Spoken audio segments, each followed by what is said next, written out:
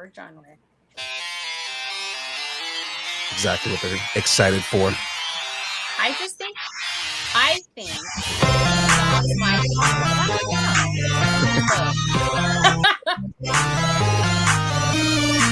Well, here we are, ladies and gentlemen. I'm excited. I don't know about you guys. You're excited. You should feel these. Yeah, there are 206 bones in the body, but I might have 207 after watching this. Well, ladies and gentlemen, welcome. This is a impromptu show. The director of the film, Chris Velasquez, is on his way right now. He'll be in here in a moment. Guys, it's time. It's been this movie was supposed to come out before Deadpool versus Wolverine.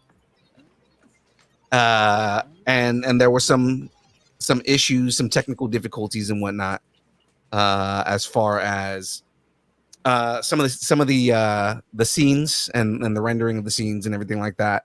I mean, the movie, I got a chance to at least listen to it earlier, and it's pretty funny. Good. Yeah. Well, I mean, you're doing all the press tours with Hugh Jackman, so it had to get delayed. Exactly. Yeah. That's really what it is. That Korean leg must have been hell. Oh man, when you're hanging around in Korea, it's it's not an easy thing to do. But the food was fantastic. Oh, kimbap all day, bro. Kimbap all day. Korean sushi. Tteokbokki. Yeah. So yes, ladies and gentlemen, there we are. Chris Velasquez in Hey guys. Hey. Hi, Chris. Hi. Sorry, I had traffic and dinner and a whole bunch of other stuff to get home to. I barely got home probably like 30 seconds ago. No worries. So yeah. So we just started, man. And I was gonna say before we start the film, because Graveyard's only gonna get like the beginning of it. Give us a quick 30-second explanation on like kind of what happened and why it got delayed. So that way everybody out there knows what's up, and then we'll watch the film. Okay, so basically this is a fan film. So we have people that we had different people that kind of did the special effects. Some people helped clean up the sound. Some people did some of the edits, some of the credits, some stuff like that. And people were getting stuff back to me, but there were different formats, different resolutions. And you could tell real quick if something's in 4K and something is not in 4K. Right. So we had some issues where I had to have some people kind of help me out. I had to take over the reins on some of the special effects, kind of put it together and fix the stuff. It got so much to the point to where like some of the audio clips were messing up so much, like they were out of sync on scenes that were already done by somebody else to do the special effects, that we had to like kind of go back and redo all the audio. And I had someone help me do it. And so they put all the stuff, sent me everything this morning that I kind of just dropped in and then saved it. So I'm going to do another kind of clean pass through it. I already have somebody that's going to be sending me end credits. They did a whole end credit sequence. That's like kind of like a John Wick style, really cool looking sequence. And they're sending me that tonight. So as soon as I get that, it's going to go on the end of the video and it's going to go live on YouTube. So yeah, so we're going to be doing that and stuff. So it's kind of one of those things where it's just because it is a free video, like they're doing it just out of the courtesy of their love for John Wick and Deadpool. It was one of those things where it's like everybody has jobs, everybody has timelines and their own stuff they have to hit. It is what it is. But I'm so happy that it's done. It's out there, and then any kind of little tweaks and improvements and stuff will be done over the next day or so, and then it'll be on YouTube. So if there's any special effects or sound stuff that's kind of off, trust me, it will be fixed in the next day. Because I'm just getting the stuff back and everything. But everything as you see it is how the film is going to be from complete beginning to end. And I'm super excited for everybody to check it out. Yeah, like I said, I got a chance to check it out earlier, and I am excited for this because I'm excited to see it with all you guys and get the reactions as we're watching. So I am going to full screen this, and let's jump right into it, guys. We can be heard. We won't be on screen. Is all it is. All right. All right, guys. So here we go. Can you hear me? Do I sound like a demon? Do you want me to sound like a demon? Yes. The demon. All right, let's check this. If I've said it once, I've said it 1,000 times. Deadpool is the best partner I could ever have. Of course I am. He's amazing. He's smart. And under that mask, he's so good looking. He's the baddest son of a bitch I've ever met. He's so... Oh, hello there. Hi, I'm Deadpool. Well, actually, I'm Narration Pool. Completely different guy. You're probably wondering, why the fuck does Deadpool sound like that, and why is he in a narration booth? Let me explain. I know what you're thinking. He doesn't sound like the typical Ryan Reynolds version of Deadpool, or even the video game, or even the cartoon for that matter. It doesn't matter. Here at headquarters, my job is to tell stories, and yeah, there's a shitload of us here. Some more useful than others. I mean, we have Miku Pool.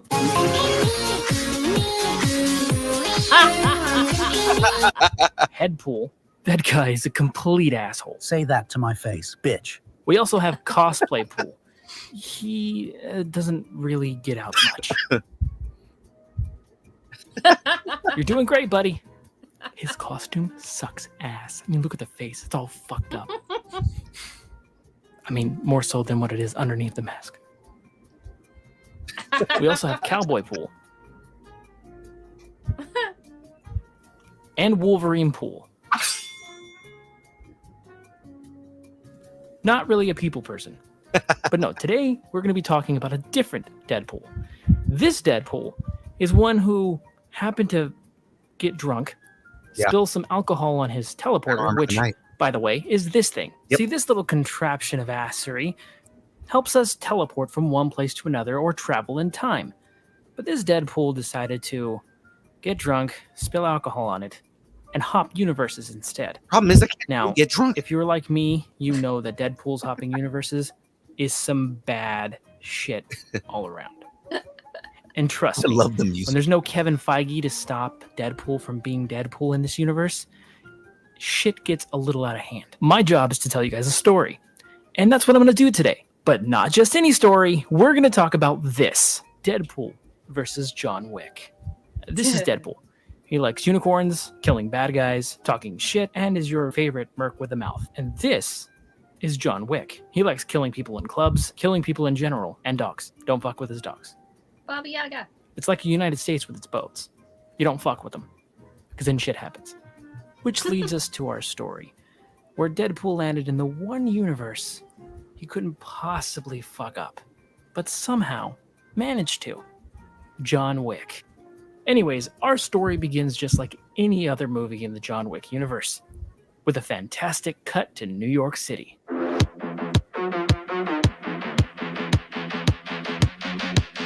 I like the music.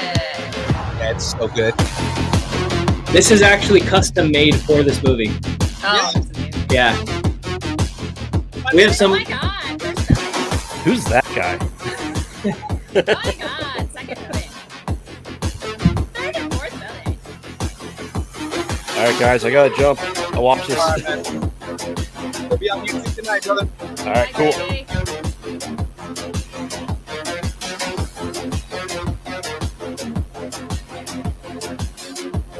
I love the music.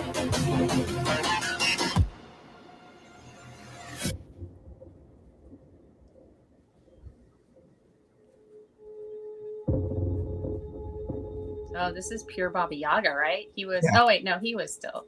No, this is supposed to be him when he's like in his Baba Yaga What are you state. doing in my Oh, club? okay, cool. You're a fucking kid? I thought you'd be older. This guy killed 3 of my fucking men. Not much of a fucking boogeyman, are you? He was looking for a mallet. Mally.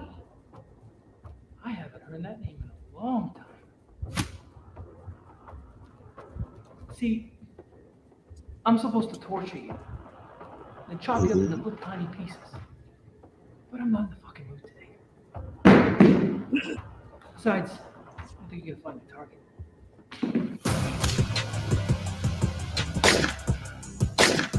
All right, let's catch up. That's good.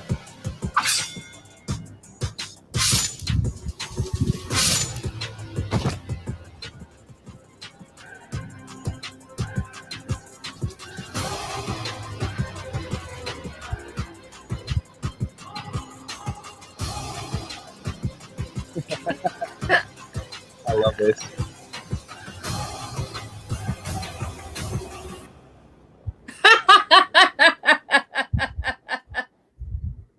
Holy shit, you're him. You're John. Fucker. Oh, shit.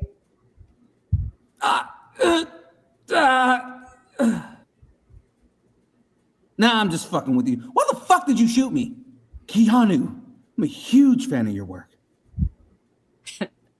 Wait, who the fuck are you? You're not Keanu. Ah, shit, this is one of the short film universes, isn't it? Fucking shit, god damn it. I'm in some fucking storybook, aren't I? Fucking narrator. Who are you? Fucking narrator. Oh, right. Hola, mi nombre es Piscina de la Muerte. I can't die. Pool of death? Close enough. Usually I wear a red suit so bad guys don't see me bleed, but see, this time I wanted to impersonate you, so I'm wearing a suit, just like you, John. Actually, due to budget restrictions and the cost of all this shit, I'm wearing a suit because, it's so much cheaper. Fucking expensive. Anyway, where was I? That's right. I was unbelievably depressed by the weight of knowing that I exist only as a means to entertain for all of you. However, when I found out that there was other universes of movies and games not connected to the Marvel universe, I found a new purpose. More things I could fuck with. Universes? Oh, right. So I have this little guy. Usually it lets me teleport around from place to place in my universe, but after a hardcore bender of aviation gym, Timbits, and maple syrup, I dropped a, let's say, questionable substance on it and fried the circuits. Hit the button and poof, ended up here. I know this is lazy writing, but hey, it's YouTube, and the internet doesn't have the attention span for anything else. Coming from a character that said a total of 1,777 words over the course of 4 fucking long-ass movies. You're wasting my time. But we're having a bro moment. I'm like you. I'm an anti-hero. To the core. We're not the same. Oh, wait. We have something else in common. We're driven by loss. At one point in the comics, I got married to Shikla, the queen of the undead. Crazy bitch, but she left me for Dracula. But man, was she something. I'm not married. Christ, are you fucking shitting me? No wife? Let me guess, no dog either. Shit, I got the young John Wick. God damn it, I wanted to fight you when you were unhinged. You're between me and the exit.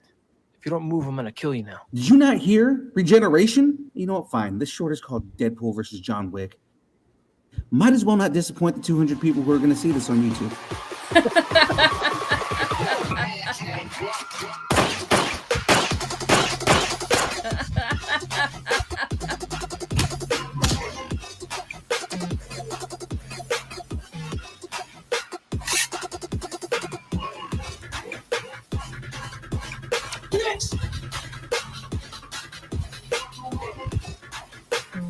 I like the choreography. The fight scene choreography is really good.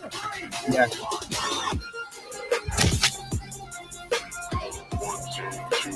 It was at that point that there has been a script change. You are reading from the wrong version. What the Sorry about that. I was just informed that we have a new version of the script, and I was reading off of the wrong one. So let's take this from the beginning, okay? You know, the skyline shit's kind of boring. Let's cut to a guy on a motorcycle.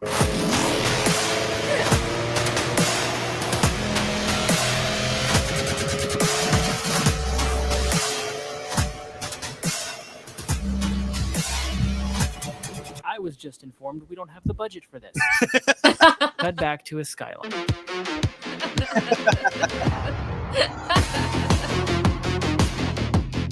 Do we really have the fucking budget for this?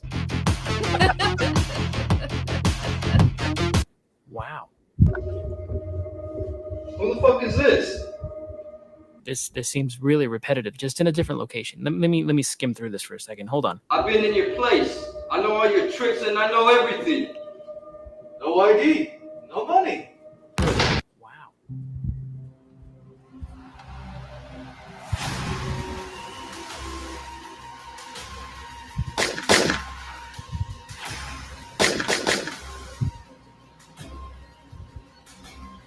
Ooh, cool hallway scene. Yeah. Always gotta have a cool hallway scene. There's an even cool hallway scene later on. It's great.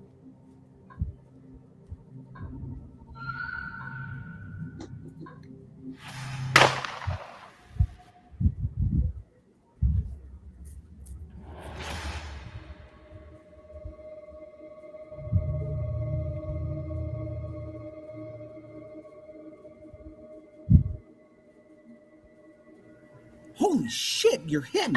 You're John. Fucking wild stallions. Oh, right. Hola, mi nombre es Piscina de la Muerte. I can't die. Regeneration, baby. Keanu, I'm a huge fan of your work. Motherfucker! Yeah, see, that's one of the What the sound fuck drops did you that was shoot messed me? up. I have to fix. That. You talk a lot. Coming from a character that said a total of 1,777 words over the course of 4... Okay. Okay, so we're about right here. I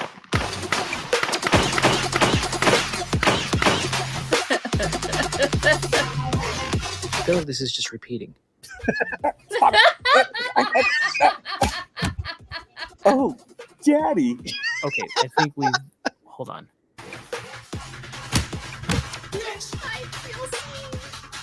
That's the scene you contributed.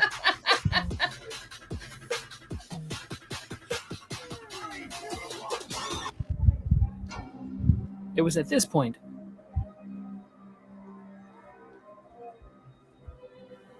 that John was about to do something really stupid. Christ, are you fucking shitting me? What the fuck did you do? Pizza. This is the shittiest Chuck E. Cheese I've ever seen. Where are we? Hold on.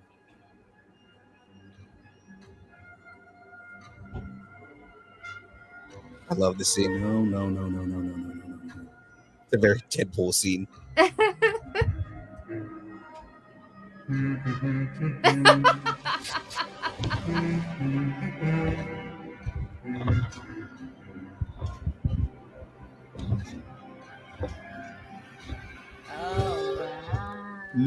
Nope, we're not doing this shit.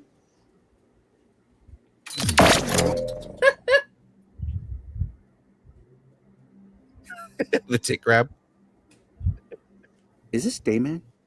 Hello? What team are you with? You know, it is dangerous to be here without protective gear on. Where the fuck are we? This is giving me very off-Broadway vibes. My name is Mark. We are currently in a place called the Back Rooms, room 14C to be exact.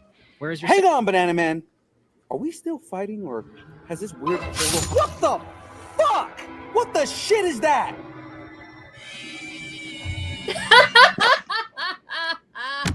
Nope. Oh, I love this one too. This seems really, really familiar. What's that sound? Papa Williams? Is that you? is that Lacoste? Is that Lacoste? Who are you? What are you doing here?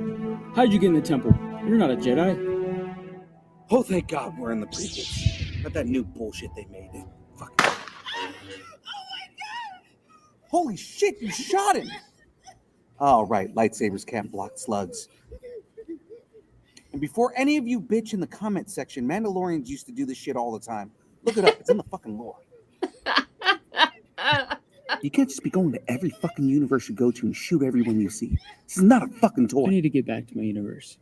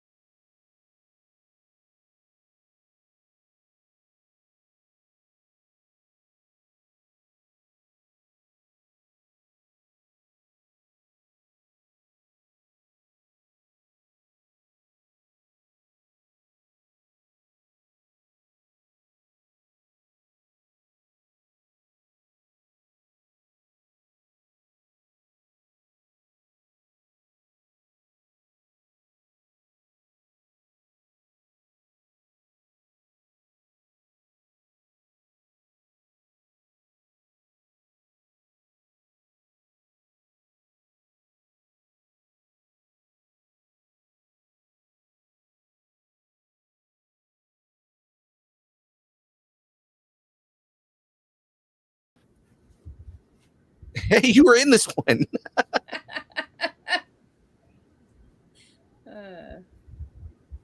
Fat Deadpool. It's great. I just see my pot belly hanging off the front. It hurts me. She's on. Hold on 1 second. Are you sure you're not Peter Pool? That might be it too. I might just be Peter Pool. Take the mask off with a face reveal. Yeah. Big bushy mustache. Didn't the motherfucker we were going after have a tattoo on his lower arm?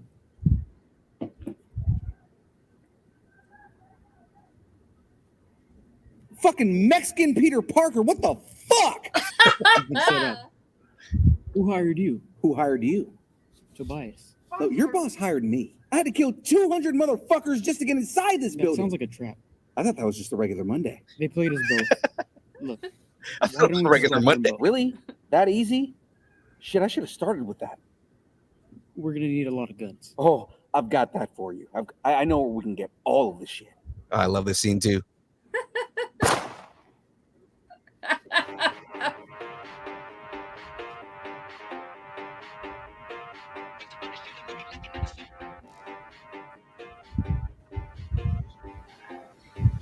I love the whole like, oh, I know where we can go. The sniper, no sniping. The Jack Sparrow. The finger bang. The repeat offender. The hand job. The Guy Fieri. The gas station rest stop hill. Gordon. This one she actually used. Terrible. I know, terrible. The you call that a knife? Grandpa's pea shooter. The happy ending. The don't drop the soap. The 1776. The John Wilkes Booth. The Glockenstein. The Blade Runner. The blue pill. Pick your poison. Oh, great. Cash, credit, or Bitcoin. Does the Spanish Inquisition know you robbed their bank?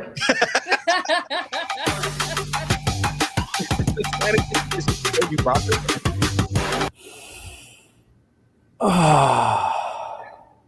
You already know what I'm going to do.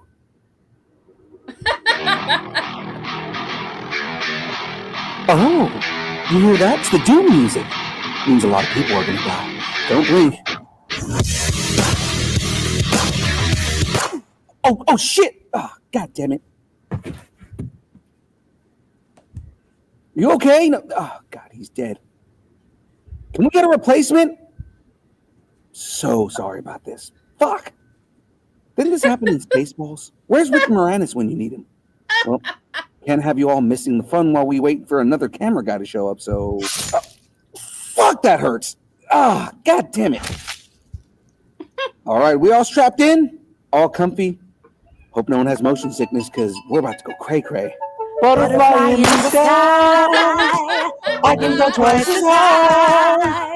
Take a look, it's in a book, a reading rainbow. What the fuck? Get off me!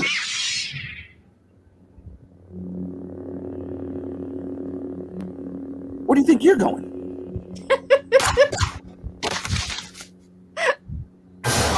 Oh, you the new camera guy? About damn time.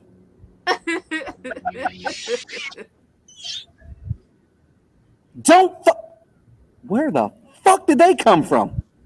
I don't have time for this.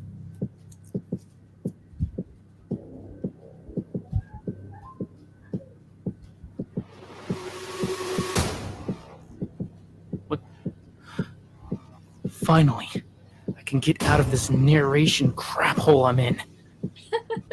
Time for some action.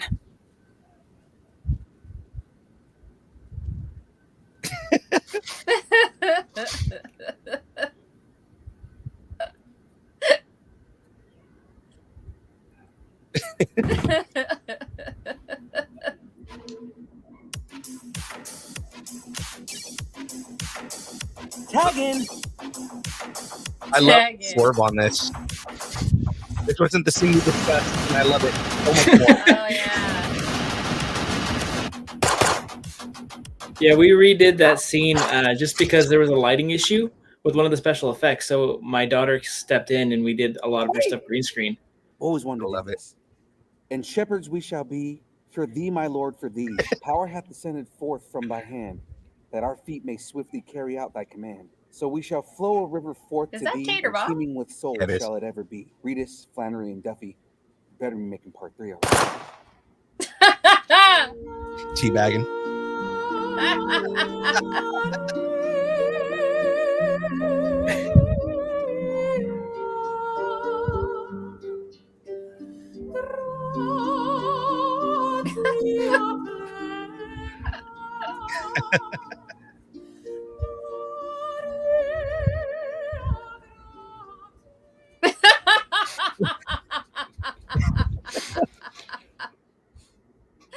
I don't know where the narrator went, but I'm gonna go ahead and finish this bitch. Hold on to your G-strings. It's time for an epilogue. We're gonna wrap this up faster than a book talk novel on a Nook.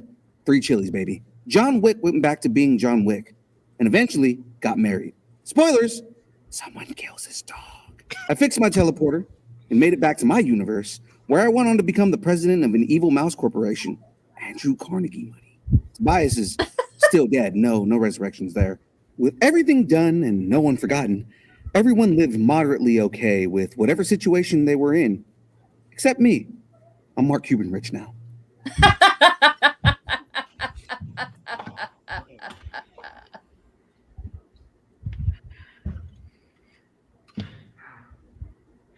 Made a lot of fucking bandits. Got a lot of money. It's a couple trips to the Bahamas. Possibly to the best brothel in all of Gotham. Don't worry about it. It's nowhere near here.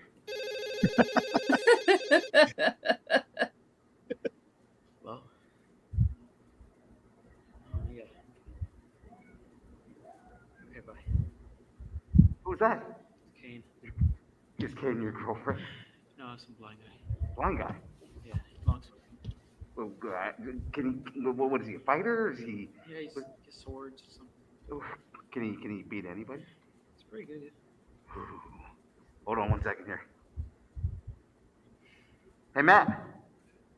Yeah, this guy's some blind guy over here said that he can kick your ass.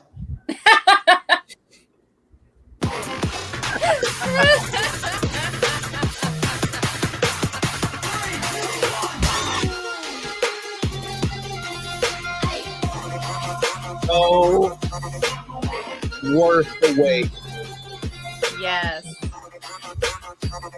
I feel like it should have been released after. I think because like everybody is so like Deadpool, like they need that fix. So they can actually watch this over and over and over again.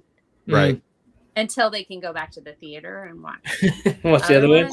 And then after that, they just watch that over and over and over again. Yeah, no, we have so like I showed you, like on there's some of the sound that drops out and some of the effects and stuff that are missing. All that stuff I'm going to be getting in the next day or so. So as soon as we get all that stuff in, we just drop everything in, polish everything out, and then I actually have a friend of mine who's going to help do all the sound leveling on everything, and he's free the end of this week. So he's like, as soon as everything's done, send it to me. I will finish it up, send it back to you the same night, and then you can post it, publish it for everyone to see. So it's like, well, I just love that we got a sneak preview like that. That's so cool.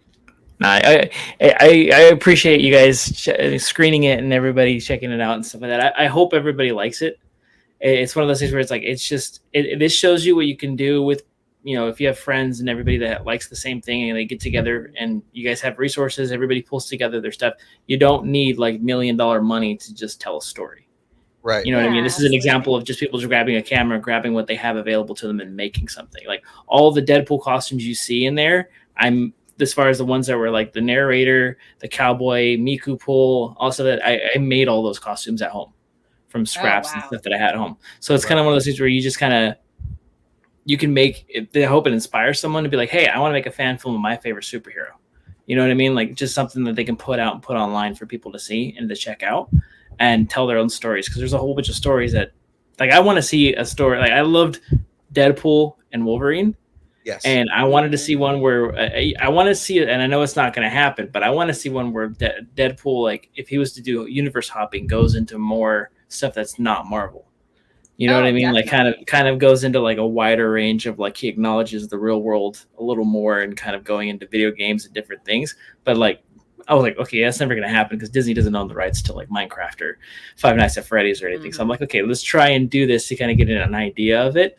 And hopefully this inspires some people to where like I can get some people to reach out and be like, hey, you know, you want to make a part 2 or you want to kind of make a wider version of this short, we have more resources, more people, because we actually made this movie with a crew of 5 people. There was 5 of us.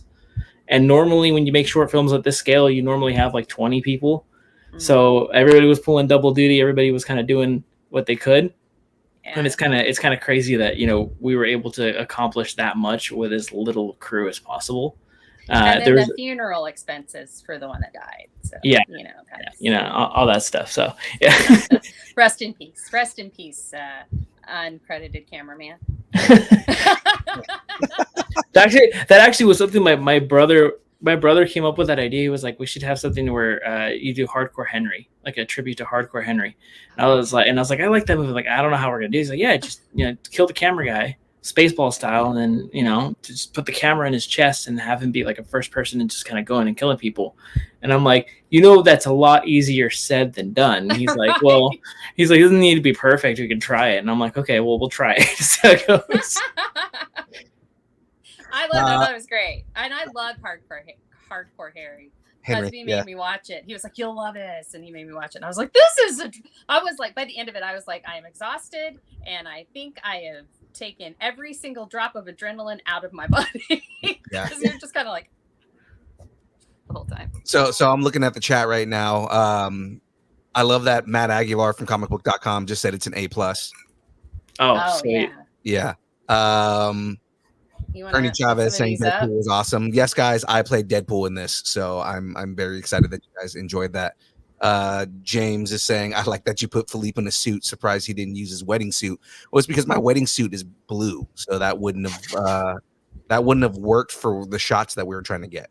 Fun fact, though, yeah, I play a bad guy in the very beginning of the movie. That is my wedding suit. That is the only suit that I own. So my wife was really like, do not get into it. Don't mess with that suit. And I was like, okay, I won't. So that's why my character doesn't do a lot. That's awesome. But I loved it though, and I loved the hat. Yeah, I loved the hat. Because he made him an Irish guy, hat. Right? I loved the wig that Deadpool was wearing. We actually had to buy.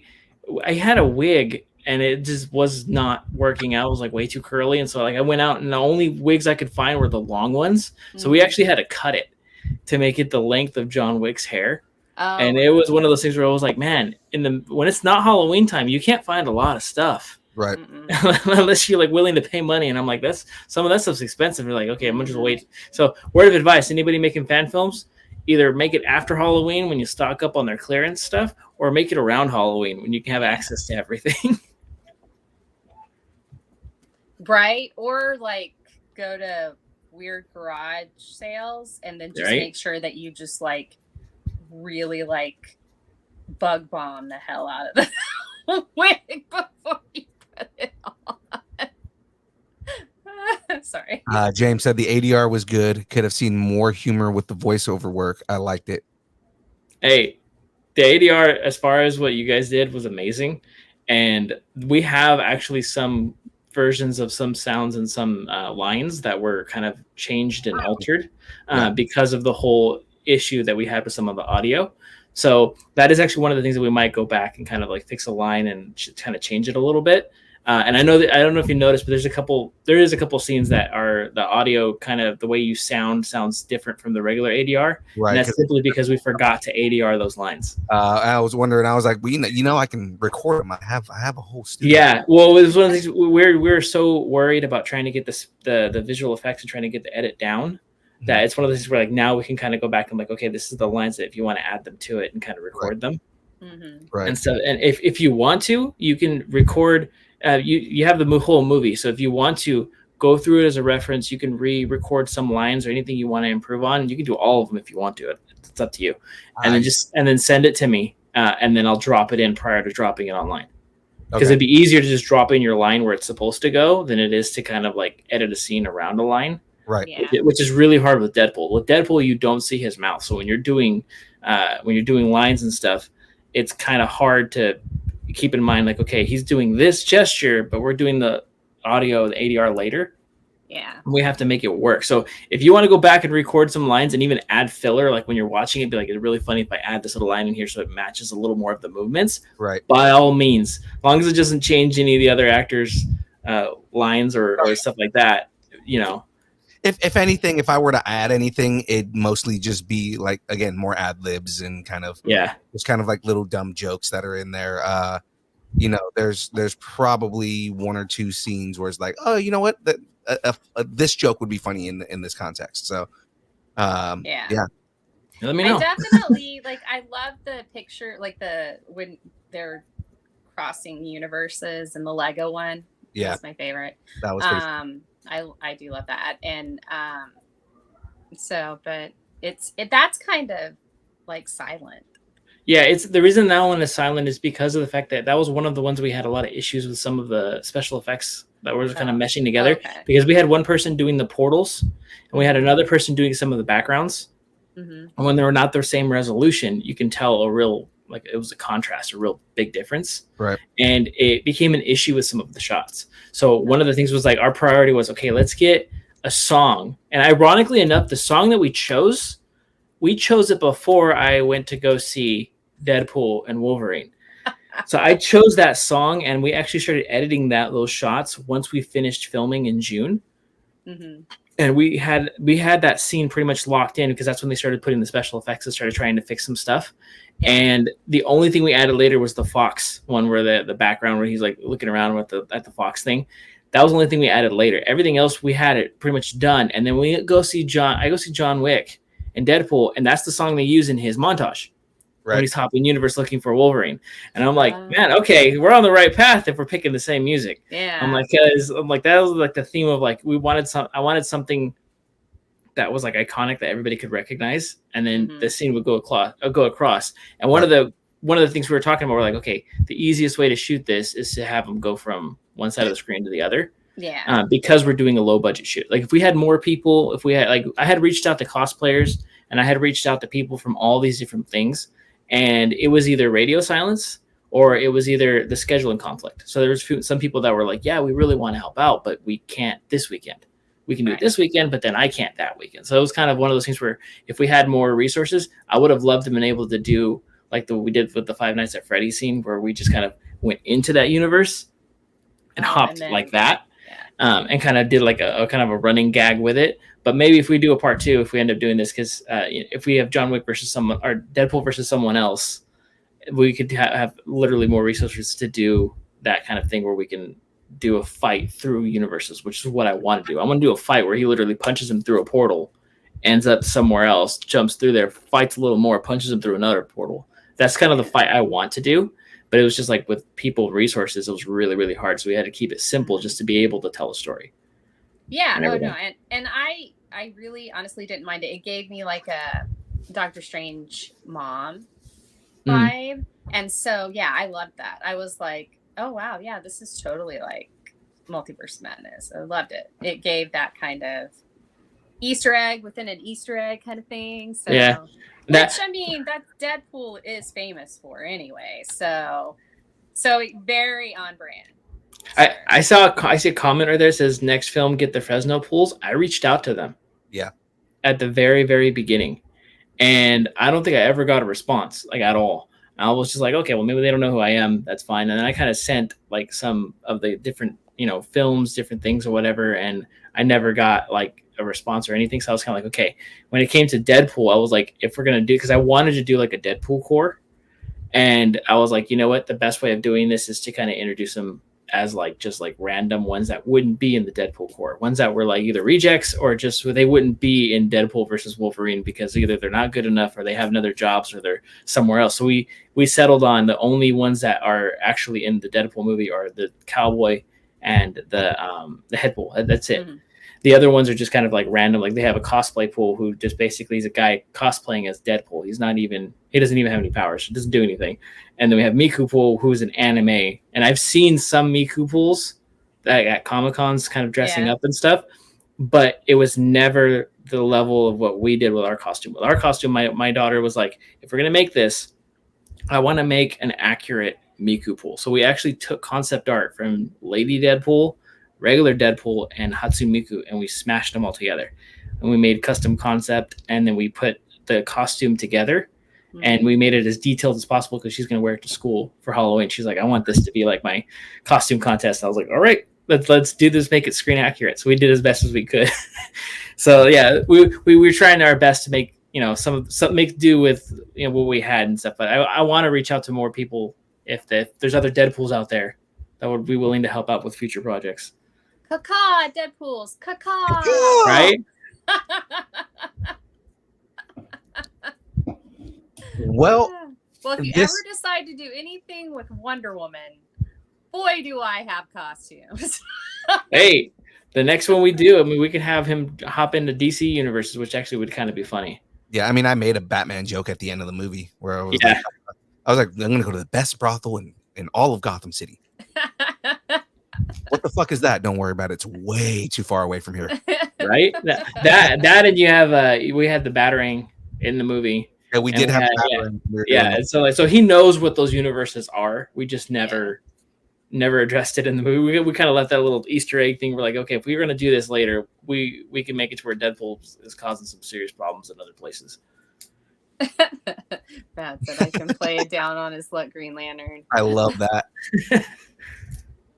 Maybe we'll wait until after the Superman movie comes out, and then we can. Oh yeah. Because Green Lantern's in that. Well, Guy Gardner. I don't know. Kind of see how they did. I want to see how the DC universe turns out after the Superman movie. All the stuff comes out. Mm-hmm. I'm really, really curious because I'm seeing like behind the scenes clips, and I'm seeing different things, and I'm liking what I see. I'm like, okay, this is really cool. They're doing they're taking stuff off of the comic book, right, and trying to make it look as cool as possible. I'm like, let's just hope that the movie's like this, because there's been movies where I've seen the behind the scenes. I'm like, it looks great, and then like I watch the movie and I'm like, that's not in it. Where is it? Where did I see it? Well, and like I like what I've been seeing from James Gunn and his like social media has really been making me feel like he's my kind of comic book DC nerd, and so I'm pretty happy about that because he loves Justice League International. And I love that for comedy. Like it's my favorite, like Justice League for comedy. And then like all the stuff that he wants to do, like having Guy Gardner instead of like Hal Jordan and stuff like that. I think that's a smart move because you can introduce those later. Yeah, I mean it's just neat. I'm like, I can see where you're going with this. Okay, and it looks like you got some JSA there, and it's the JSA that was rebooted that everybody freaking loved because it was freaking awesome. And he just seems like he's in the 90s, like the 90s era of DC, and that's when all like it was high comedy. But it had really good stories, and then like he goes to the 2000, like the. I would eventually want them to get to the Jeff Loeb Green Lantern because Jeff Loeb's run of Green Lantern was amazing. Yeah, I mean it was actually. I really, really want to see DC's take on Kingdom Come. Yeah, I do want to see that.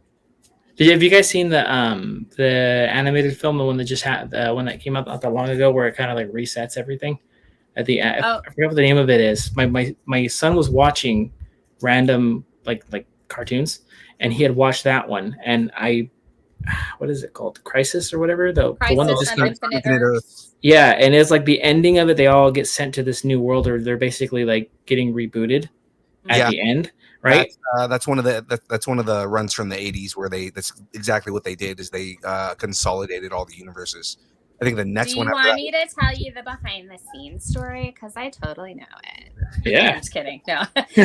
Well, no. Marv Wolfman and George Perez were like kicking ass on the new Teen Titans. And they said, look, it's really hard to keep continuity with all of these different worlds and all these different time frames. So we want to do a crossover where we can reset everything. And then basically we're redoing the whole universe. And they said, okay, just let that's simple. It was like, all right. I mean, they had like the #1 book, like in all of comics. Like it and X-Men would just go back and forth and back and forth and back and forth. And so, and they said, let's do this. And there's a 2-volume history of the DC universe after Crisis of Infinite Earths. And it actually shows all of the origins of all of the main characters. So it actually, cool. yeah, it's really neat. It's 2 volumes. The first one, I believe, is like a burgundy, and the second one, I believe, is like navy blue. I have them both somewhere in my house. But yeah, so I like huge Marv Wolfman, George Perez fan, so I totally yeah. know that stuff. My son was watching it, and there's this, spoiler alert for anybody who hasn't seen it.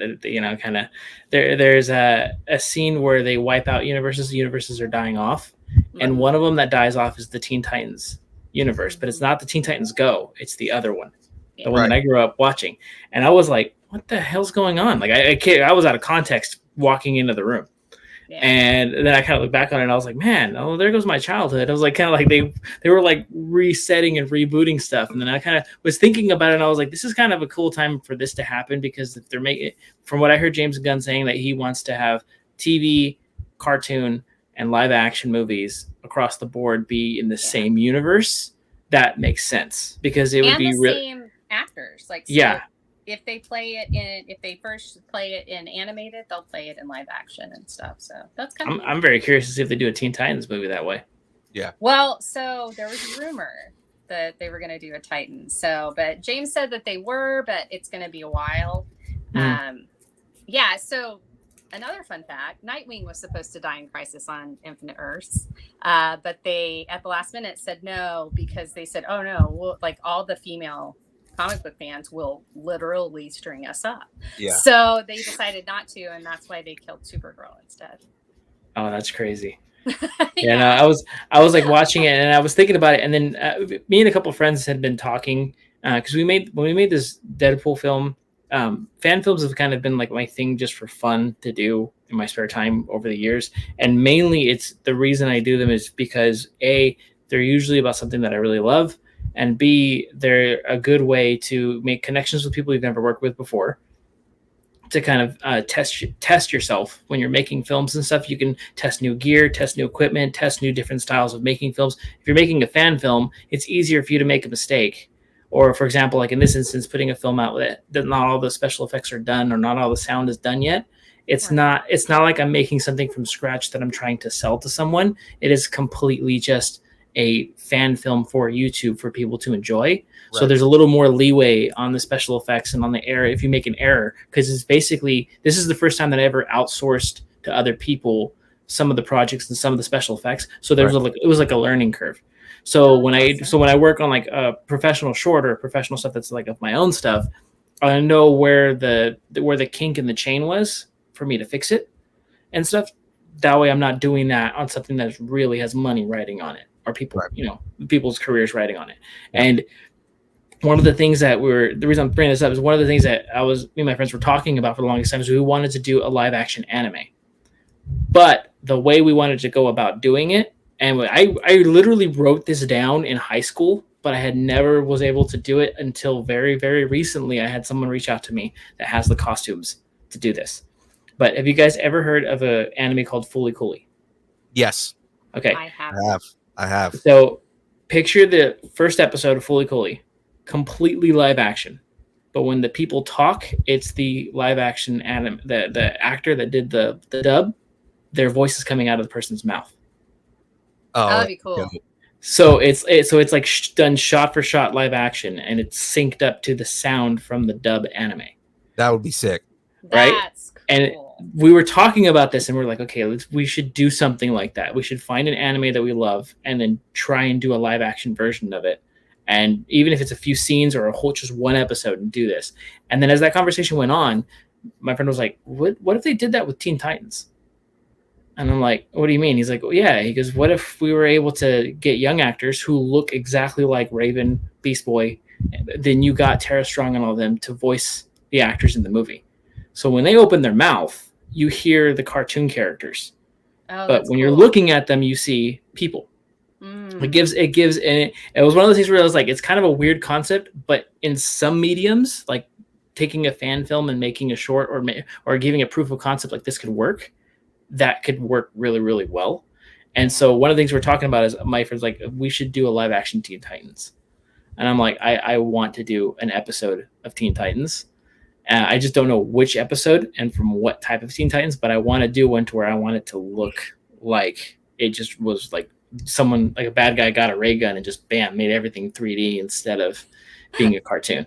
That's kind of what I want it to look like. And so eventually I want to get to that point, and I want to kind of do this. And Philippe, I want to bring you on board to help out and kind of put this together and stuff. I'm in the stages right now of picking the project and figuring out what's the best thing to do. So once I get to that point, we're going to start rolling that out. And if anybody watching this, if you guys want to be interested in stuff, just comment, let us know. And like James asked 2 questions because James can't be in the actual thread without asking questions. Right. And they're good questions, whatever. How long has it been in your brain? The John Wick Deadpool. John Wick and Deadpool. The actual original concept idea of like John Wick fighting Deadpool came from a conversation of me and my brother, and that was after John Wick came out. Right. Like the first one. It was I never watched John Wick in theaters. Like it had come out, and my wife was the one that was like, "Oh, let's watch this movie," and I didn't know what it was because I didn't see any marketing of it because the first film was a real low budget film, so there wasn't a lot of commercials or anything for it. And I was working a lot at the time and I didn't see it. And so we watched it. And then I told my brother about it and we were talking and stuff. And he's like, "You think John Wick could kick Deadpool's ass? Because Deadpool can't die." And I was like, "I don't know." And so we just kept that conversation going. And it just kind of was one of those things where it's like, eventually it got to that point where it's like, man, if I love Deadpool. I want to do a Deadpool short. But I don't want to just do a Deadpool fighting a bad guy because he can't die. I want to make it interesting. And then when Marvel started doing the movies, I started looking more into like the multiverse and the different universes and stuff like that. I was like, okay, there's something there. And then when I met Philippe, we were talking and everything about it. And then that's really when it like took traction and like kind of formed into what you see, the actual story. Because before it was just like a random little thing, like, oh, they're going to have a fight scene and that's it.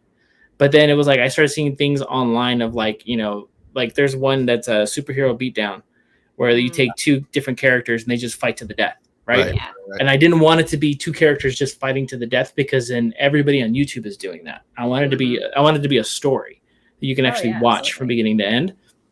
That even if it's absolutely bonkers and doesn't make any sense, at least it's a story and it's not just a fight scene between 2 characters. And so when Philippe came on board, me and Philippe were talking, he had a whole bunch of cool ideas and everything that kind of really structured everything to where it was going. And then he structured something more. he actually came up. What happened was that before it was just kind of a just random ideas that were there. And like I said, it was like a fight scene between 2 characters. And he came up with like, different kind of like, well, what if we did this? What if we did that? What if, the characters talk like this? And then we were just joking, kind of riffing back and forth. Right. And it really got my brain thinking of like, okay, what if it was, at first, I think it was John Wick was, the first draft of the script was John Wick was captured and then he fights his way through a nightclub and down the stairs of like a building to his victim. And then once he gets there, Deadpool kills him. And then he's just like, "Who the hell are you?" And then Deadpool fights him in the nightclub. And we had a scene written out where they make fun of the dancers that dance during the fight scenes in John Wick. But we couldn't get enough extras to do this scene. Yeah. So it was like, I have that like eventually in the future we'll do it. But like we had the scene play out and they end up fighting and then they make up. And then they go kill the main bad guy, and it was all taking place in one room. And there was no universe hopping. There was no jumping around. There was no explanation as to why Deadpool was there. It was just that they're going to fight. And then Philippe came into the picture, and we were just talking about, like, what this does, what this, a whole bunch of stuff. And it got my brain thinking of like, okay, I got to revise this. Let's write this joke in. Let's do this joke. And then this joke led to this. And it's like, okay, universe hopping. Okay, now we're going to have them go into this place and this place. And then I asked my kids, I was like, what's your favorite games? And they gave me a list. Of different ones, and they actually play extras in like the Minecraft and the Rainbow Friends and the little kids you see in the background. They were like, they want to be in the movie, and I'm like, it's John Wick and Deadpool. There's no kids. It's violent, but I'll find a place for you guys to be in it. And so like we had that, and rather than getting like having someone do like the characters from the game, which we had Blue And blue was done for us. It was actually rendered for us. Like it's Right. a custom blue walking across. Springtrap, my friend, what happened was that I had somebody that was going to be in the Springtrap costume that I had reached out to, and they had so many conflicts as far as like, because they were coming from a different city and then kind of like filming in different places. And I was like, okay, we got to figure something out. And I had a friend of mine who was like, hey, I can literally just rip Springtrap from the game and kind of color correct it, edit it, and put it in the scene that you want. So he actually went through and found a whole bunch of clips of Springtrap, and then he cleaned it up, took them out, did a digital model, and he recreated a scene that's in one of the trailers. But I think in one of the trailers, Springtrap's laughing and he like backs up and disappears into the hallway. And so what he ended up doing was he got the model, did everything, colored it a little bit different, did everything the same, and then he animated it to where he was walking forwards. Right. Out of the darkness. That's really cool. Yeah. So we had scenes like that where we were like, okay, we could have done all the characters like that. And I was like, no, I want to put my kids in there. So we did that. So to answer your question, it's been on my brain for a long time, quite a while. Hold on, Foster's imaginary friends. Oh man. No, and it's so funny because like, especially with like visual effects and like sound effects and stuff like that, it's if they're done though like correctly and like done well, then you don't know how much work went into it. It's when they're not that you're like, then you see it, and then it's like, so that's great. It's one of those things where you want it to be so seamless, but then you're like, they did so much work, so when we did the special effects, I knew for a fact going out the gate, I was like, this is a YouTube video and people are donating their time. It's not going to be on the same level as Deadpool and Wolverine. Yeah. But I want it to have the same heart in some places. So it's like, okay, it's the heart's there. Like they we're telling the story. You know what we're trying to convey to you, right? Yeah. And there's actually 2 scenes in it that are completely digital. And I bet you can't tell me which ones they are. I'll almost bet money that they are completely 100% computer generated, because we could not find for the life of us the shots we needed. And one of them is the drone shot that goes through the city. It's completely digital. And then and then another one is one of the shots where the guys are walking across the floor, like the scenes where the people are walking, and it has that shows the shoes. Those 2 were shots that my friend was actually working on for another project, and he was like, hey, I have these if you want me to polish them up, put them in. And I'm like, yes, for the life of me, yes. And so we tried our best to do as best as we could with what we have, and I feel like in the future we'll be able to do more, because I made a lot of new friends from this project that kind of reached out and said, hey, we'll help with some of the special effects and stuff. And now I have an in where it's like, okay, if we have more time, I know for a fact these guys can deliver really cool stuff that I can't even do. Right. Hey, it's all about community. Right. And yes, Sandra Betty is saying, yes, we have a kid pool because their son, Bruce Moose. Bruce, it has an amazing kid pool. So I mean, like, he's got 2 different kid pools that he does. One of them is like riding an inflatable unicorn and is amazing. That's pretty funny. And then the other one is like he dead on looks like kid pool from the movie. Okay, that's pretty cool. Actually, I got something to show you. That, I don't know where it went. Hold on, give me a second. So I'm actually starting. You inspired me, right? And I'm actually. You're so well. No, you guys inspired. So I'm actually starting my first actual Deadpool cosplay, like official. So I actually got a mask. Like, nice. I didn't get it in time to use it for filming. So all the filming masks that I used were just like ones made out of foam, and I made them myself. But like I'm finally starting to get that stuff where like I kind of want to make my own Deadpool, because it's fun to dress up. Like we were shooting a scene for a plate shots that I needed to shoot that we had missed, and so it was one of the days that me and a few friends just kind of went back just to get a couple of shots in like the hallway, and I was dressed up in a Deadpool that we ended up the cosplay one, and I had a different mask, and I was walking around, and this little kid runs around the corner. The little kid saw me, and he was just like, "Oh my God, you're Deadpool!" And I'm like, yeah. And he was like, he was like 4, but his eyes like lit up. And I was like, you know what? This cosplay thing is kind of fun. Like, I like this. I like making people smile. That's the whole reason that I do Deadpool, is because, you know, I tried it out at LA Comic-Con and I got stopped every 5 minutes for people to take pictures. It was like, oh yeah, no, I got to take a picture. Can I take a picture?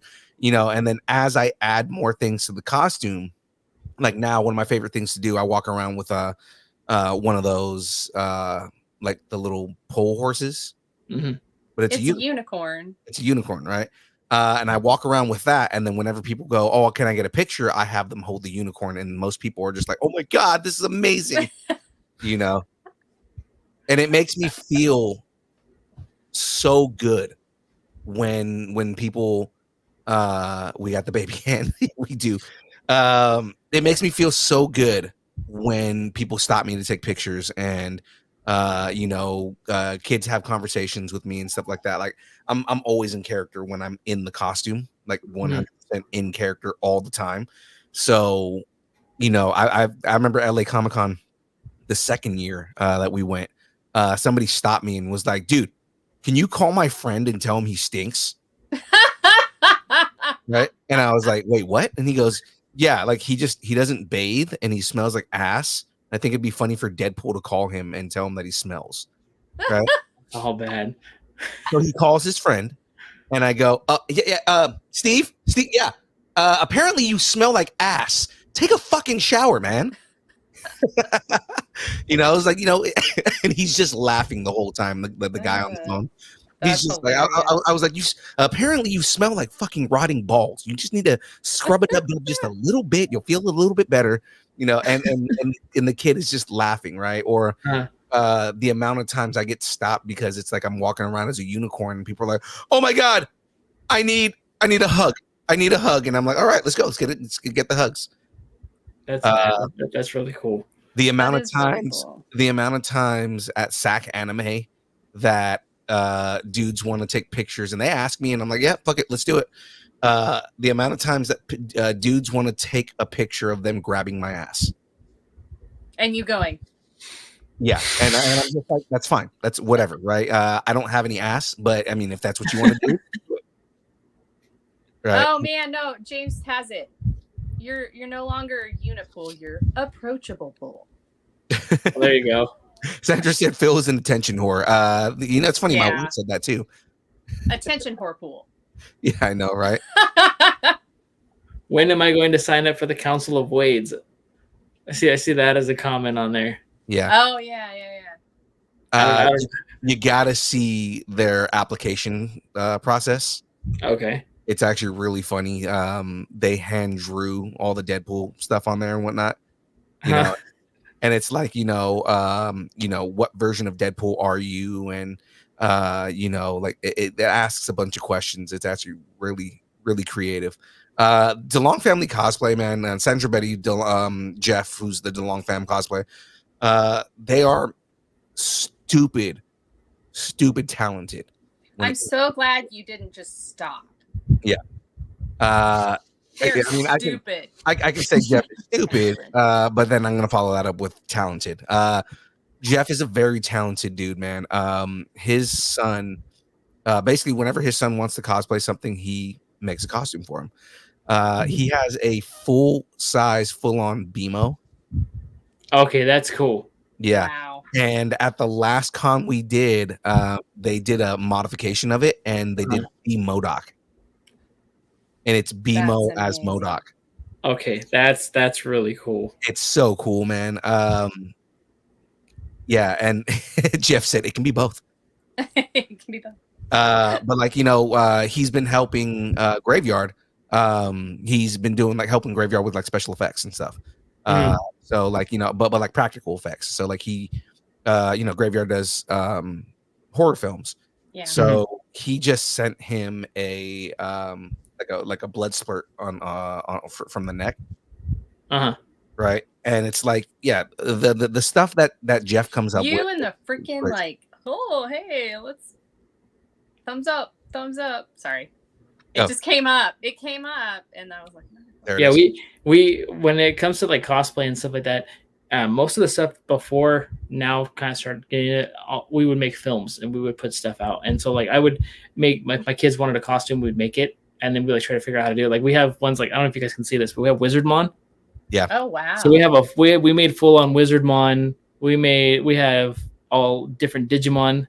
That's so cool. That we made Digimon movie for a while too. Yeah. That one, which is actually kind of it sucks because like this is one of the stills from it. So we actually had like the stuff that was one of the first ones that we like fan films that we actually got together and we're like trying really, really hard to do something like, okay, let's make it look as cool as possible. And we have one episode that's out online for everyone to see. And the second episode, it's about 90% done. The problem is that there were some shots that we could never film because of COVID. Yeah. Because COVID hit right in the middle of production. And we were like kind of devastated because like my daughter, she put a lot of work and a lot of, hard work into those episodes.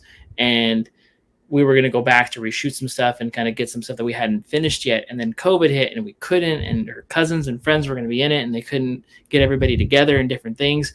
And so they all grew up. And it's like, you look at her in the short versus her now, it's like a 4-year difference. Yeah. And she's going to be 13 next year. When we shot this, she was 7. Yeah. So that's quite that's quite the change. Yeah. So we want to go back and finish it eventually when we get the chance to, is probably when the weather gets cooler and stuff. But how we're going to do it is we're going to have a time jump. So we're going to have literally a time jump that jumps from the first episode to the second or third episode that we have. And it explains what happened in between with like flashbacks of what we shot before. But it's kind of one of those things where we're trying to, I want to give her an opportunity to finish telling that story because she loved it so much. Yeah. And what the cool part is that when we made this, we actually reached out and we got like the voice actor for Tai, the voice actor for Sora, the voice actor for a few of the Digimon. They responded on social media to it. They were like, this is really cool. Like they liked it. And I was like, oh man, cool. We had momentum going, but we were never able to get the second one out and then the third one out. So if you guys want to go check it out and show your support, we have the first one on our YouTube page. Yeah. And we're trying to make that one, people see it go viral. That way we get more interest and I can get more, because I did put funding into that one to make it look as clean as possible. So we're trying to get, our stuff situated to make more of them and stuff. But like the cosplay thing, like me and my daughter were talking and I was like, hey, this is fun. And so now she has a Miku pool, and I have to have something that matches her. So when we go somewhere, it's like a dad-daughter kind of situation going on. That's cool. So this is You're such a good girl dad. Yeah, right. So this is Tyler, right? And they just as a joke, we were telling Jeff like we should make him Hydra Bob. That's pretty cool. And he made from scratch a Hydra Bob costume. So this is Tyler, who was in the movie that we just watched. This is Tyler as Hydra Bob. That's crazy. Yeah, I have to say that I thought it was Kite Man. Then that's a lot of people will say that, right? Of course, in the background right there, that's Sandra Betty, right, laughing right there. But then this is her Lady Pool. Okay, that's pretty cool. Again, another one that he did. This is her as Zombie Rogue. Oh man, that's Zombie Rogue. That's pretty good. That's really good. Yeah, this is them as Jawas. Aren't you a little tall to be a Jawa? Right. This is him as Zombie Wolverine. Oh, that's cool. Oh no, this is his regular Wolverine. He does have a zombie Wolverine though. Oh, I like that regular Wolverine costume though. Yeah. Again, just like a lot of their cosplay is really good. This is her Rogue. Just her regular Rogue right there. All I want to do is say, da-na-na-na-na. That's him as Spider-Punk, their son. Oh man, my son would love that costume. That's pretty cool. What about like a Spider-Punk pool? Yeah, right. And then this is him as Kidpool, wearing our hat. Oh, that's cool. Pretty cool. Oh, that was it right there. That was the let's get to that again. That's the application for the Council of Weights. Right Who's pretty cool. Who's signing in left-handed? I'm not sure. I think it might have been the. Oh yeah, Jeff does a D&D pool. Oh, that's cool. Yeah, that's his Reptar. He fabricated this. He made that from scratch. Wow. That Reptar is amazing. But like, this is the kind of stuff they do, you know. Actually, that's Lady Deadpool Fresno right there. But yeah, like look at that Reptar, man. Like it's straight up Reptar. That is, yeah, absolutely. You know. Let's see. You know, Sandra as the girl from. I got to start my own Nightmare Before cosplay Christmas thing now. What was her name? Sally. Yeah. Let's see, what else do we have here? Oh, there's another one right there. So I think I have performative memory because I never would have remembered that unless we were on like recording. I would have been like, I don't know the hell that. but yeah, like the costumes that they do are amazing, man. Like, you know, they put a lot of work into these costumes. And for the most part, Doesn't Sandra have like doesn't she have like a Pink Rangers one too? yeah, so she does have a Pink Ranger up here. This is also just her costume of Lady Deadpool. I love her Pink Ranger. And he made Jeff made her mask from scratch. Oh, yeah? Wow, that's awesome. There it is. Yeah. I love that. That's pretty cool. You know, there's like I said, Jeff is a super talented dude because it's not just the costumes, you know, because the costumes are cool and whatnot. Mhm. It's more that he does all this stuff from scratch. Yeah, that's Let's see if so much talent. There's this emo. Look at that. That's pretty cool.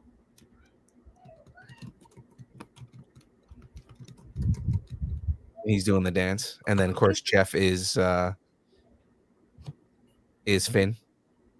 That's great. and Sandra will usually be Marceline when they do that. Aww. Trying to see if we've got a B Modoc one on here because the B Modoc is really cool. This is Sinister Creature Con. That's really cool.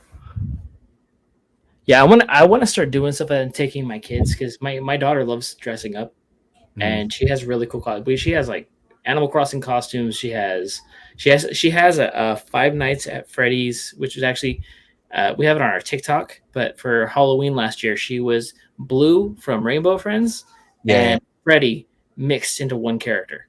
So it looked like he was stitched down the middle, and he had like different things, and like so she likes like thinking outside the box when it comes to Halloween, and kind of upping the ante a little bit on like her costume from the previous year. And it got so much to the point where so she's in 7th grade.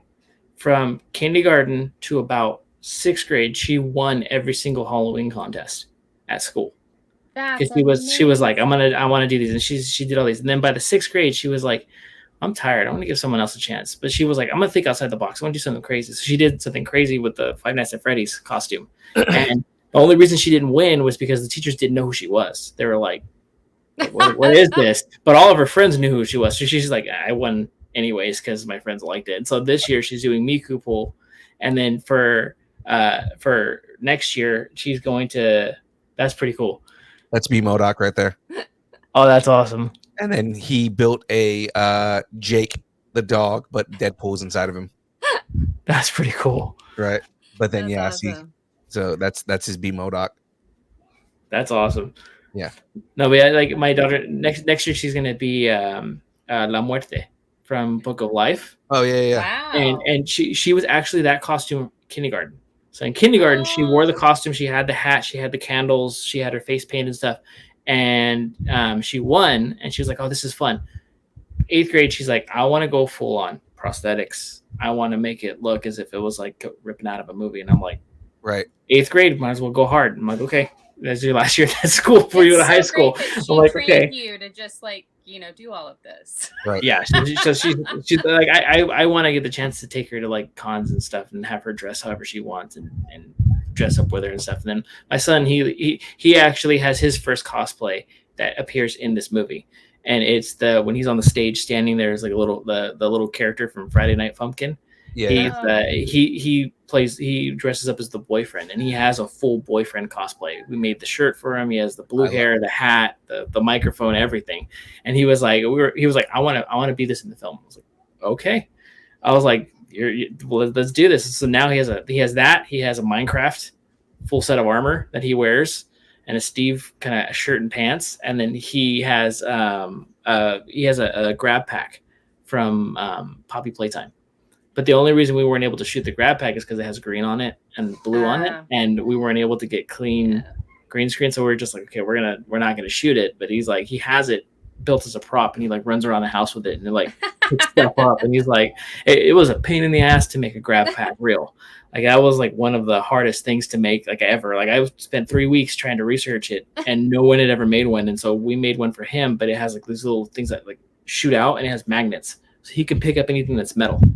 Nice. So he has like little metal toys around the house. Like he's just like, all right, I'm gonna pick these up, running around. Because I was looking up online, and I'm like, no one makes these. And I feel like you're teaching your kids how to do STEM without taking the STEM classes. Yeah, actually, as a matter of fact, it's like you're just making all of this stuff. Well, okay.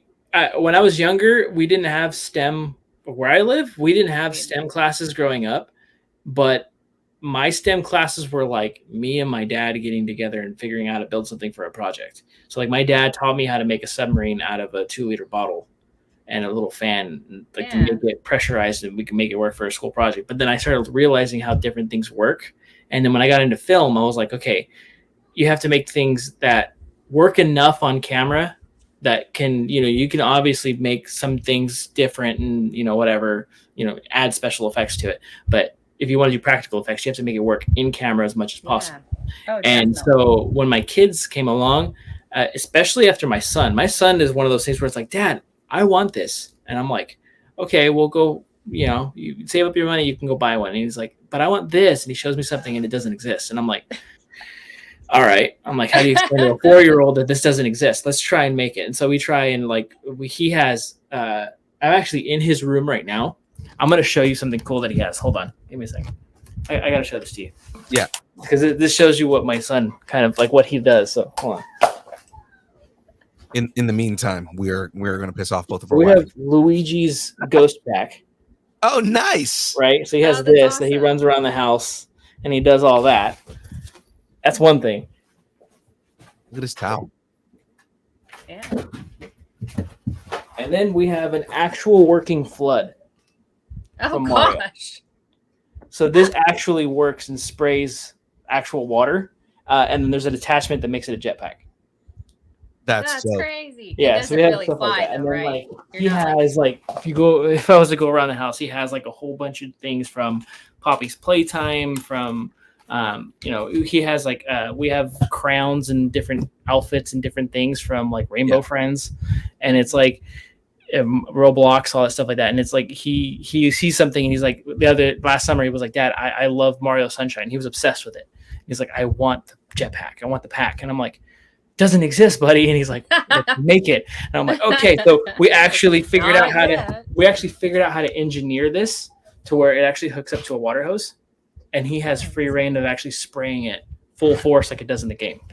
Oh, that's so cool. And I was like, because I saw some guy make it online, and he made it out of like a little squirt gun where you like pull the handle and it squirts. And my son was like, that's not Mario. He needs to like knock things down with it. And I'm like, okay. I'm like, we'll figure this out. Yeah, it's me, Mario. Right?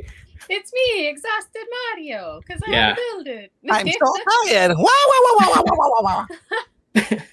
But yeah, no, it's I love my kids because my kids are learning. They're learning stuff. They're learning engineering, and my daughter's like, she's smarter than I am at math, and I know for a fact it's because she's trying to figure out how to do stuff outside of the box before she got to school. So yeah. So before James asks every single question, because we know we should wrap up. I know you've got other places to be. So let's see. DeLong Family Cosplays to Jeff said, hit us up if you need information or on how to build something. You guys definitely need to collaborate, because I'm sure he will can do a whole bunch of like practical effects for film and whatnot. What projects do you have coming up? He asked. I guess we'll get those here in a second. I'm sure all all projects have their own challenges. What challenges did you have on Deadpool and John Wick? I think we kind of talked about that with your the main part about that one was just kind of getting everybody to be on the same page and working together on like a project that no one really had the free time to do, so it was really, really hard to do. So what we accomplished and what we were able to put out is amazing, because we only had 2 days of filming for anything, and then we only had I think 1 day of like pickups, and that's it. Like we didn't slap fight. Yeah, it wasn't really that like that much time to do stuff. Like some rando said, "Hey, it would be really fun to put a slap fight in there." No, it was a lot of fun, and it was like you have a 22-minute short that you're normally, when you're making a 30-minute short, you have like at least 3 or 4 or 5, maybe 6, 7 days to film. And we didn't have that, and we didn't have that for editing. We didn't have that for anything. So like just the amount of time it took to make something like this and get it out, that was the biggest challenge. Was how do we do this? Filmmaking. Yeah, how do we do this around our lives? That's kind of one of the things going on and everything. So plus, having kids that they must actually be fed. Yeah, my son started school. My son started school last week, so we're getting into me and mom are trying to come to terms with that, because he's like he was a COVID baby, and it hit her a lot harder than it hit me. Like it hit me, but I was one of those who was like I was like ready for it because I knew it was coming, and so like it hit me like in January, right?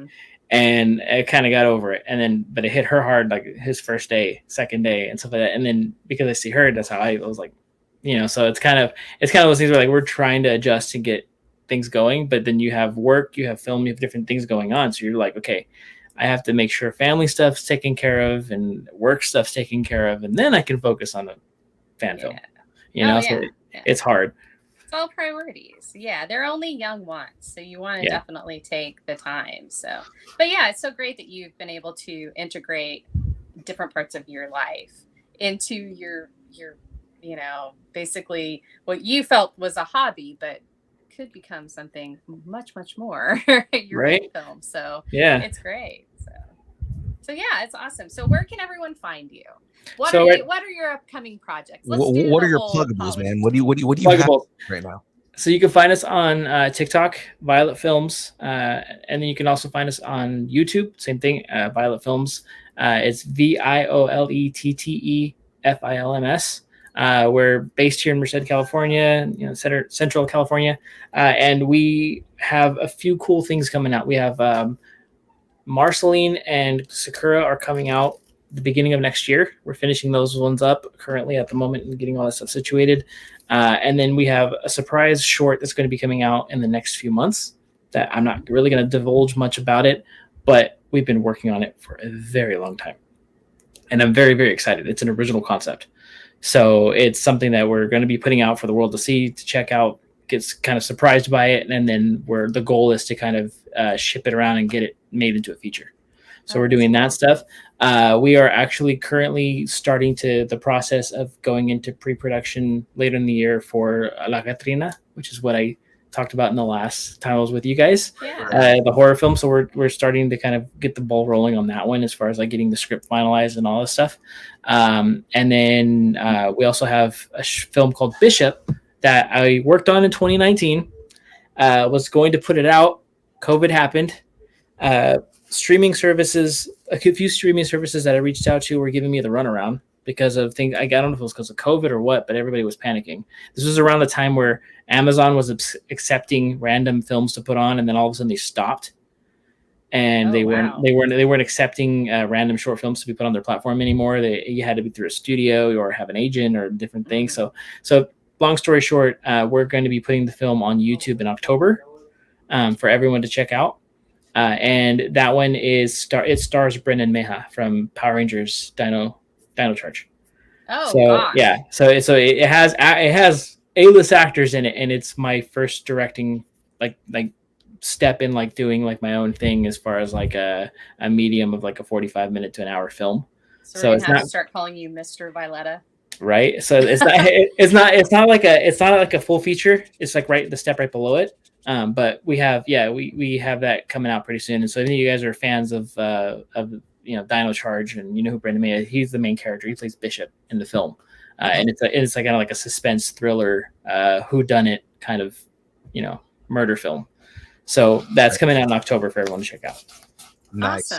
Awesome. So we are very excited for all this, man. I can't wait for more of the films. I've been wanting to see Bishop for 5 years now, man. So yeah, it's one of those things where like it was kind of stuck in limbo because I was like this close and I had a contract to be able to put it on, and I was just waiting for, because I went on this thing called Film Hub, which is basically like it's a place where you can upload your film and then you can ship it out to different agents and different agencies and try and make a revenue, sell your film or whatever. And I made an account, had it on there, and I had contact with a few people, and I had the film on there. And it was one of those things where it was like it always came this close to finalizing stuff, but then it would be radio silence. But then it would be like, oh well, hold on a second, we're checking out our avenues right now because of the recent pandemic, blah blah blah blah. And it was one of the things where like if I put it on YouTube, I would have lost the contract. If I put it somewhere else, they would have turned around and went a different way.